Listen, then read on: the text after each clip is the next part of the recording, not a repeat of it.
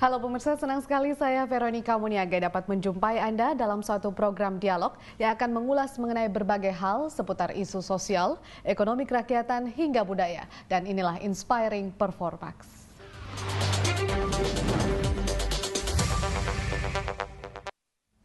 Agrowisata merupakan domain dari Kementerian Pariwisata dan Ekonomi Kreatif, maka sudah menjadi tanggung jawab kementerian tersebut untuk menyusun program dan langkah-langkah dalam upaya memberi nilai tambah di sektor pertanian. Salah satunya adalah dengan menjadikan lahan pertanian sebagai tujuan pariwisata, serta menjadikan produk pertanian bernilai tambah bagi industri pariwisata. Lantas, hal-hal apa lagi yang dilakukan sehubungan dengan peningkatan agrowisata di Indonesia? Untuk membahas hal ini lebih lanjut, saat ini di studio kami telah hadir Bapak Sabta Nirwandar, Wakil Menteri Pariwisata dan Ekonomi Kreatif Republik Indonesia, dan tentunya narasumber tetap kita Ibu Rifda Amarina. Pak Sabta, Ibu Rifda, terima kasih sudah hadir di studio Berita Satu. Baik, Pak Sabta, ini kita mau mengetahui fungsi Kementerian Pariwisata dan Ekonomi Kreatif, khususnya yang berkaitan dengan produk dan juga industri pertanian kita ini, Pak. Iya, jadi secara substansial atau substansi, kalau pertanian atau agro itu mestinya Departemen atau Kementerian Pertanian yang menjadi lead. Tapi tadi betul sekali kalau sudah mencapai ke satu pertambahan nilai atau di hilirnya, kita bisa juga memanfaatkan sektor pertanian kita, tidak hanya menjual buahnya, tidak hanya menjual hasilnya, tapi juga lahan pertanian itu sendiri bisa menjadi destinasi atau atraksi wisata. Karena di saat ini pariwisata itu merupakan lifestyle, merupakan gaya hidup. Jadi orang kalau hanya berwisata ke satu tempat, menikmati keindahan biasa, tapi juga sekarang sudah menjadi bagian dari kehidupan, bahwa wisata itu juga dia pengen punya experience, punya satu pengalaman sambil berjalan-jalan, sambil menikmati udara, dia juga bisa menikmati buah kesenangannya dia, atau bisa menikmati bermacam-macam buah dalam satu tempat, atau juga bisa sayuran, terserah dari para peminatnya. Disitulah peran pariwisata untuk mempromosikan agrowisata atau agrobisnis yang berkaitan dengan pertanian, tapi kita bisa kan jadikan di samping menghasilkan, tapi juga si pengunjungnya bisa menikmati langsung di sana, bahkan juga bisa membawa pulang hasil itu. Sejauh ini bentuk realisasinya apa saja, Pak? Banyak, sebetulnya di puncak ada yang punya agrowisata yang isinya durian. Di Malang dulu sangat terkenal dengan apel Malangnya, dan juga ada yang stroberi, ada macam-macam, dan tentu ini kita ingin kembangkan terus untuk bagian dari tadi menambah nilai tambah, dan juga sekaligus itu di samping memberi kesenangan, itu memberikan juga kemudahan bagi masyarakat untuk belajar tentang satu hasil pertanian, kan juga ada ilmunya di sana. Umpamanya sambil dia memetik buah, dia bisa tahu bagaimana cara menanam, bagaimana caranya budidayanya. Dan ini kan juga memberikan aspek edukasi. Jadi ada wisata, sudah itu juga ada edukasi, dan juga untuk petaninya mestinya akan menjual lebih mahal dibandingkan kalau dia menjual berkotak-kotak. Kenapa? Karena tanpa terasa, kalaupun ada nilai tambah dengan servicesnya, dengan edukasinya, orang pasti akan membayar lebih. Kalau Pak Sabta sendiri melihat agrowisata kita sejauh ini bagaimana? Apakah ada suatu hal-hal yang lebih inovatif kemudian yang sudah dikembangkan, Pak? Menurut saya sih sudah sebagian inovatif ya, tapi belum populer gitu. Jadi di masyarakat kita yang sekarang ekonomi sudah semakin membaik, kita harus populerkan supaya hari Sabtu Minggu jangan hanya wisata belanja, karena belanja juga bagian dari wisata, yang ke mall-mall itu, atau bisa juga kalau bosen jangan ke wisata sejarah, lihat tempat-tempat bersejarah, tapi juga agrowisata. Karena ini ada juga unsur yang ketiga yang perlu saya sampaikan, biasanya di daerah agro begitu, udaranya segar, udaranya lebih bersih, udaranya bebas polusi biasanya, atau kurang polusinya, sehingga itu memberikan juga kesegaran bagi tubuh.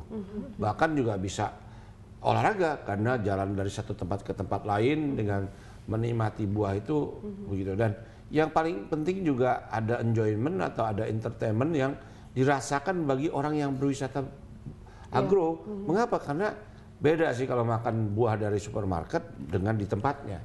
Nah, atau buah dari tukang buah. Nah, ini Nah inilah di sini unsur wisata, unsur gabungan dengan agronya dan kesehatan dan sekaligus juga gabungan dengan pendidikan. Karena kalau kita bawa anak-anak, kita bawa keluarga, bawa anak-anak sekolah, ini pasti akan ada unsur-unsur itu. Baik, itu kita tahunya di dalam negeri sendiri. Kita pasti tahu di Malang ada Apel Malang, kemudian juga di beberapa daerah ada daerah-daerah wisata yang memang dengan kondisi yang sejuk, segar begitu. Tapi dari luar bagaimana tahu Pak kemudian bahwa kita punya tempat-tempat wisata? Nah, ini kita harus promosikan. Kita harus promosikan melalui travel agent, melalui travel mart yang sudah kita lakukan. Nah, hanya kita harus waspadai karena buah-buah kita ini pada umumnya dia seasonal, artinya musiman. Kan nggak ada duku kalau belum musim duku, nggak ada rambutan kalau musim rambutan. Nah, ini sekarang musim yang lengkap nih sebetulnya. Walaupun ini ada musim hujan, ada musim durian, ada musim rambutan, ada musim duku. Nah, ini tiga ini biasanya kombinasi nih. Nah sekarang sedang marak-maraknya ini. Nah ini tentunya kalau ini juga kita tawarkan kepada masyarakat, ini loh. Nah ini akan menarik, termasuk juga orang-orang luar. Jangan-jangan banyak juga yang belum tahu seperti apa sih pohon duku, ya kan? Jangan-jangan juga mereka heran kok durian itu seperti itu gitu kan? Jangan-jangan ada juga yang heran kok manggis gitu ya.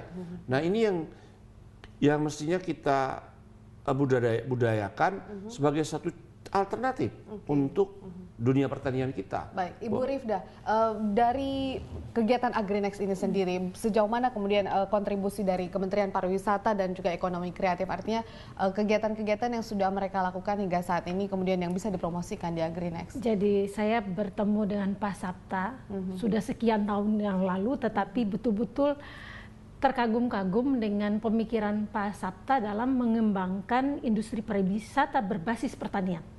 Jadi agrowisata itu bukan cuma yang sekarang disampaikan, nanti kalau kamu gali lagi masih banyak nih yang akan disampaikan.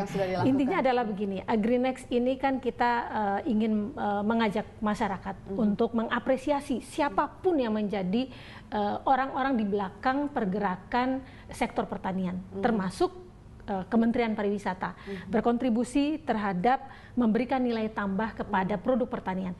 Kalau kita makan telur beli di pinggir jalan dengan kita makan telur di hotel, perbedaannya luar biasa.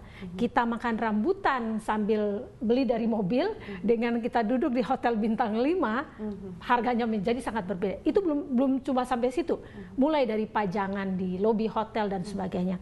Dan satu hal yang sebenarnya ini sinergi yang positif dari kami dari sisi swasta dengan orang-orang yang berada di pemerintahan yang berpikiran kreatif seperti Pak Sapta ini. Karena jujur ya, saya termasuk orang yang suka keliling ke berbagai daerah dan ke berbagai negara.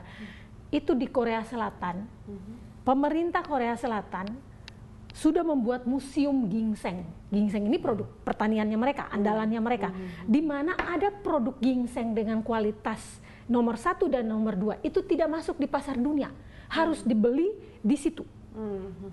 Dan di situ kita baru tahu bagaimana pemerintahnya melakukan perlindungan terhadap petani ginseng, dan itu menjadi tempat tujuan wisata. Jadi mereka bawa kita ke museum, mereka bawa kita ke pertaniannya. Jus apel, ada lagi anggur apel. Nah di Indonesia tahapan pertama karena Pak Sapta menjadi wamennya kan baru-baru ini ya. Kita berharap nanti Indonesia bisa, Kementerian Pariwisata menggagas yang hal-hal yang spektakuler, yang memang akan memberikan nilai tambah kepada pertanian kita. Iya, saya akan gali lebih jauh sespektakuler apa sebenarnya atau sekreatif apa yang dilakukan oleh Pak Sapta dan teman-teman di segmen berikutnya. Pemirsa jangan kemana-mana, Inspiring Performance akan kembali usai jeda berikut.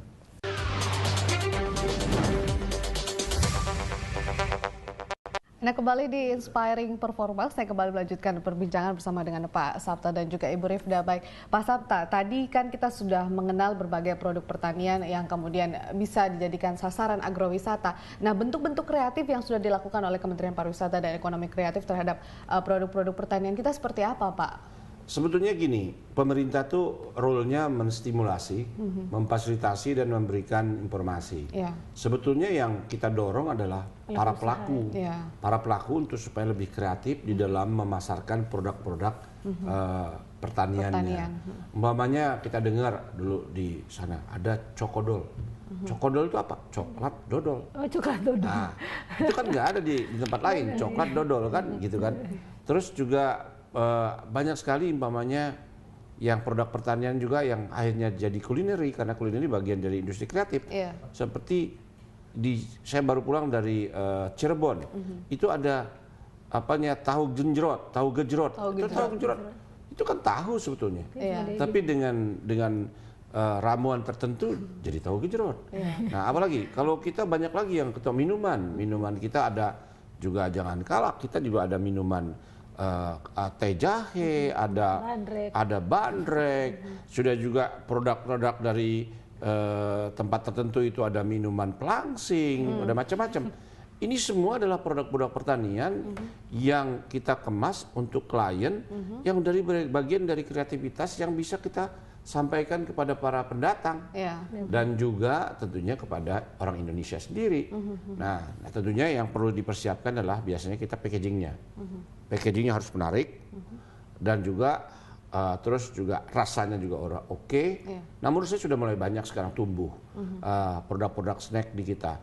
Umpamanya di Bandung itu, ada macam-macam tuh jenis-jenis produk pertanian yang sudah masuk ke dalam dunia kulineri.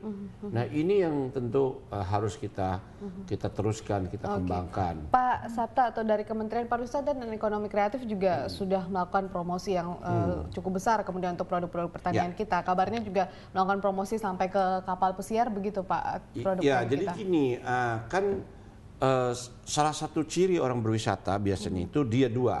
Tentu dia di samping cari hotel, cari tempat ya dia untuk menginap, tapi dia juga pasti cari makan. Nggak mungkin dia nggak makan, kan? Nah, sudah itu dia biasanya kalau lama pulang, dia mau bawa souvenir untuk mengingatkan dia. Atau gampangnya oleh-oleh. Nah, oleh-oleh inilah yang kita persiapkan. Nah, oleh-oleh kalau dulu itu yang keras-keras. Padahal oleh-oleh itu tidak itu. Oleh-oleh juga bisa bentuk dalam produk-produk makanan yang dikotakin, yang dikemas secara baik. Coba kalau orang pulang dari luar negeri, tuh pas pesan, Pak, tolong Godiva coklat, tolong beliin sekarang itu, malah sekarang ada kurma. Sekarang kurmanya juga macam-macam penyajiannya, ada jus, ada macam-macam. Nah, itu kita bisa pulang. Bahkan ada yang lebih gawat lagi, yang baunya minta ampun, yang namanya keju. Sekarang mereka dengan teknologi dipakum, diisolasi baunya, dikasih kadang-kadang dengan dry ice, bisa sampai ke Indonesia cepat dan tidak mengganggu orang yang ada di pesawat.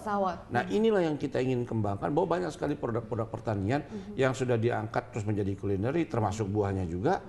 Ini bisa menjadi bagian dari dunia wisata. Sejauh ini apa kemudian hambatan yang dirasakan oleh Kementerian Pariwisata dan Ekonomi Kreatif, khususnya dalam langkah untuk mengefektifkan produk-produk pertanian ini menjadi salah satu tujuan? Hambatannya adalah terutama kita harus memberikan kesempatan kepada produk-produk Indonesia.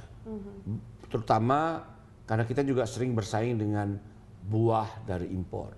Ya kan?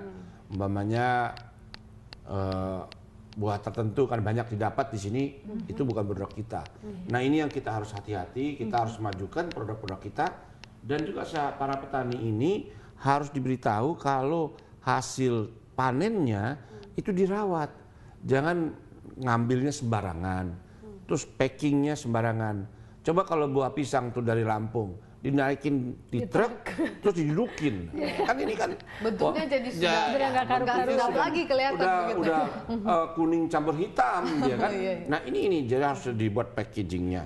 Coba sekarang ada satu lagi buah yang namanya mangga yang kecil tuh, mangga manis tuh. Harum manis? Bukan, mangga gedong madu, mangga madu. Itu sampai diekspor ke Amerika. Bahkan konon kabarnya George Bush termasuk juga Obama senang sekali dengan mangga itu. Dan mereka tahu itu dari Indonesia. Nah, kalau itu dia sudah tua, udah tinggal beberapa hari lagi dia matang, dikotakin dan dihitung jamnya berapa sampai sana berapa hari, sampai di kliennya dia bisa perhitungkan itu sudah mulai matang. Nah, ini harganya berbeda. Ini jadi bagaimana Pak kemudian untuk memperkuat daya saing kita, produk pertanian kita sendiri dengan produk pertanian dari luar begitu, karena kalau kita lihat packaging mereka lebih pertama bagus. kita harus sajikan terus produk kita ajari orang ketersediaannya, keberlangsungannya, dan kita berikan pengetahuan untuk membuat package yang bagus. Terus juga kita kasih tahu untuk terutama yang berhubungan dengan dunia wisata. Sekarang kalau kita datang saja 1 juta orang sekarang kita 8 juta nih yang ke Indonesia. 8 juta, kalau 8 juta pada waktu musim mangga, makan 2 mangga, 16 juta mangga. 16 juta. Tapi kita kasih tahu pada waktu dengan hotel, pada waktu dia pesen dessert, oke, apa yang you mau untuk buah tutup mulut atau dessertnya? Kita punya the best mangga. Kan harus bilang gitu, manis. Terus kita punya sawo Indonesia, kita punya manggis Indonesia, kita punya pisang Indonesia. Exciting nih. Ya, harusnya bentuk promosinya seperti itu begitu ya Pak ya? Begitu. Kalau hotel bintang 5 isinya 2.000 orang, setiap pagi dia makan buah kita, berapa petani yang dapat? Betul. Dan di situ pasti harganya beda. Baik, Pak Sabta, Ibu Rifda, kita tahan dulu, kita lanjutkan perbincangan di segmen berikutnya. Pemirsa tetaplah bersama kami di Inspiring Performax.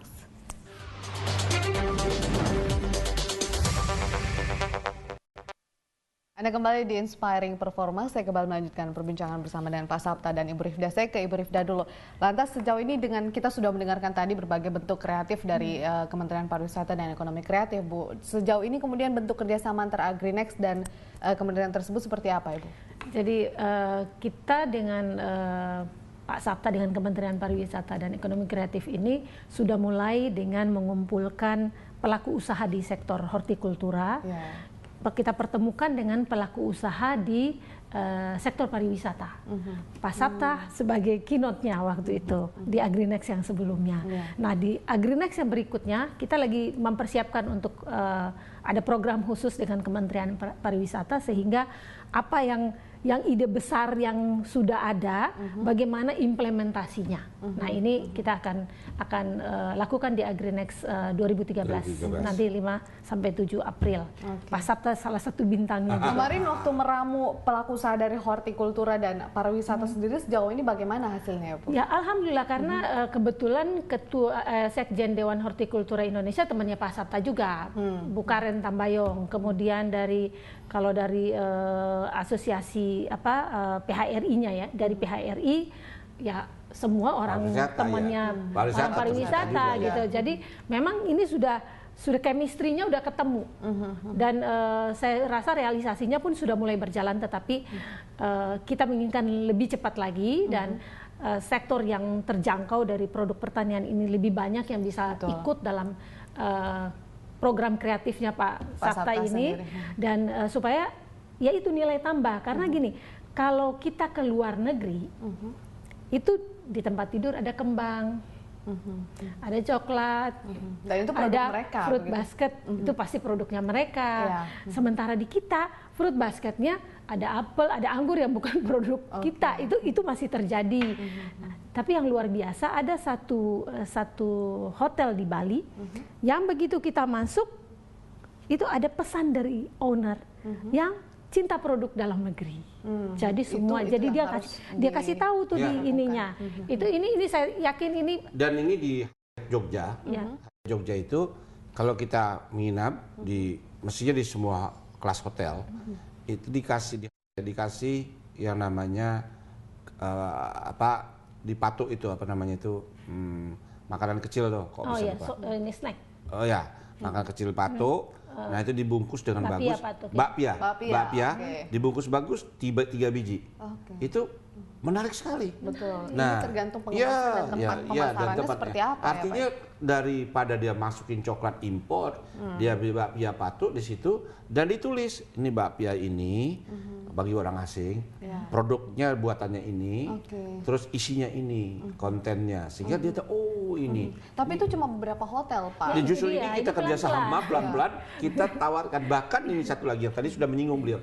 Kalau hari hortikultura tadi Mbak Ribda mengatakan itu luas sekali. Satu lagi kita bisa, kalau itu bisa 2 seminar, bunga. Ya kan tidak hanya bunga bang yang menarik, bunga fresh itu menarik. Kenapa? Hotel paling tidak 3 hotel bintang 3, 4, 5, terutama 5, 4. Itu tidak mungkin tanpa bunga. Oke, itu maaf Pak, saya potong. Itu di hotel-hotel berbintang ya Pak. Ya. Artinya pengemasannya memang cantik dan menarik begitu. Yes. Tapi bagaimana di pasaran membuat masyarakat kita untuk mencintai produk-produk kita sendiri itu seperti apa? Nah, itu kan kita mulai yang besar ini, tapi juga mulai kalau sudah masyarakat dibiasakan, kan mau nggak mau dia juga akan bangga dengan produk makanan itu sendiri. Mengapa? Karena orang sudah nggak mau lagi mencoba yang paling 1-2 kali dia coba yang lain. Tapi justru dia, ya apalagi lah paling contoh populer. Dulu kalau orang pakai batik tuh kampungan. Sekarang ya kan? kita tiap hari pakai Sekarang batik, kita tiap hari pakai batik dan memaksa para desainer untuk bikin semacam kreatif sebagai macam desainernya. Belum lagi masuk ini jauh sedikit dengan hortikultura tapi terrelated brand juga. Brandnya apa? Desainernya siapa namanya? Ribda, pastilah mahal nih barangnya. Ini Kapta, mahal nih. Kenapa? Sebenarnya barangnya sama, tapi branding. Nah, kembali ke tadi bunga, kita sudah sampaikan himbauan. Kalau di hotel-hotel besar yang sudah punya kemampuan, tidak ada bunga plastik dan impor. Ini harus bunga lokal, bunga potong kita. Nah ini, terus buah-buah lokal juga. Belum lagi sayur-sayuran. Ini semua adalah bagian yang sangat related atau sangat dekat dengan dunia pariwisata. Sekarang kunjungan kita 8 juta. Nah tadi kan, kalau 8 juta itu tidur di bintang 5 1 juta, pasti dia dapat bunga, ya kan? Sajian. Nah sudah itu belum lagi wisnus, wisatawan Nusantara. Banyak orang-orang kita yang sudah high end, yang sudah banyak duit, dan karena ekonomi kita naik dengan tingkat kenaikan yang signifikan, banyak kelas menengah sudah mulai naik lagi menjadi the have. Mereka kalau liburan cari-cari tempat yang enak, itu baru hotel, belum restoran, belum ada satu lagi yang terjangkau. Kita adalah negara dan bangsa yang sering menyelenggarakan konferensi internasional. Benar kan? Ya, betul. Ada konferensi APEC, ada konferensi Islam, ada konferensi mode, dan seterusnya, energi. Setiap orang datang, kalau kita sajikan dengan kemasan yang cantik, produk hortikultura, musim duku nih kita sajikan duku yang manis, jangan dioplos, duku yang manis. Dia tanya, yang benar-benar kualitasnya yes, bagus begitu Pak. Bahkan kita kasih yang paling spektakuler, salak. Mantap. Salak itu tidak ada di mana-mana. Sedap, Salak itu adanya di Indonesia. Begitu dikasih salak, dia cinta sama Indonesia. Harusnya kita dialog ada produk benangnya. Iya, Sedap juga kalau iya baik. Akhirnya kita nggak Saya makan juga tahu. Saya pernah menjelaskan dengan wakil presiden Iran. Iya. Wakil presiden Iran datang ke Jogja, saya bawa ke makan salak dia, salak pondok, Sama ke dia kebun salak. tertarik. Wah, ini buah lucu. Ya ini sebenarnya yang disebut buah kulit ular atau snack fruit. Tapi sebenarnya ini buahnya enak sekali. Dia coba, dia ketagihan. Bahkan, oke, yuk penasaran kita bawa agrowisata ke tempat salak pondonya Sleman. Wah, exciting dia. Bawa 2 koli sampai itu namanya salak. Semoga turis lain juga begitu. Nah, inilah baik. artinya tourism dengan agrowisata, dan yang di Mbak Ribda ini mendorong, mempromosikan melalui Agrinet Expo, kita dari Sabang sampai Merauke. Belum lagi saya ambil satu buah dari saudara-saudara kita di Papua, yang namanya matoa. Itu buah ajaib. Itu sedap banget. Ajaib, kenapa? Dia campuran antara leci, rambutan, dan duku. Tiga rasa ada di situ. Dan ini kalau kita sajikan, saya bilang ini buah surga. Siapa yang makan buah matoa, menikmati surga. Mantap. Tergantung tagline-nya Ibu. Semoga dengan kegiatan Agrinex ini juga bisa menarik lebih banyak antusias dan memperkenalkan. Betul. Nah itu. Satu lagi saya tambah, itu baru atas, belum yang minum. Orang nggak mungkin makan saja, minum. Healthy drink is juices. Betul. Pagi nggak ada orang pilih 90% pasti jus. Apalagi yang sudah lifestyle-nya tinggi. Dengan pola hidup sehat. Pola hidup sehat. Ya, Pak, ya? Ada yang jus mangga, jus ini. Kecuali kalau saya jus duren. Ada jus jus apa. Nah ini semua, bayangkan dia mau essence dari buah itu. Ya kan? Belum lagi ditambah lagi, saya tidak cukup hanya jeruk, tapi dikasih madu. produk pertanian madu. Betul. Madu dengan jeruk sehat. Sedap banget. Walafiat. Iya, kalau membahas mengenai kreatifnya Kementerian Pariwisata dan Ekonomi Kreatif memang tidak ada habisnya juga. Ternyata begitu banyak yang bisa dan sudah dikembangkan dengan inovasi yang ada saat ini. Namun terima kasih banyak untuk Pak Sapta Nirwandar sudah hadir bersama kami, begitupun juga Ibu Rifda. Dan pemirsa, terima kasih atas perhatian Anda. Semoga informasi tadi bisa menjadi inspirasi bagi Anda. Saksikan Inspiring Performance dengan tema perbincangan menarik yang lainnya dan sampai jumpa.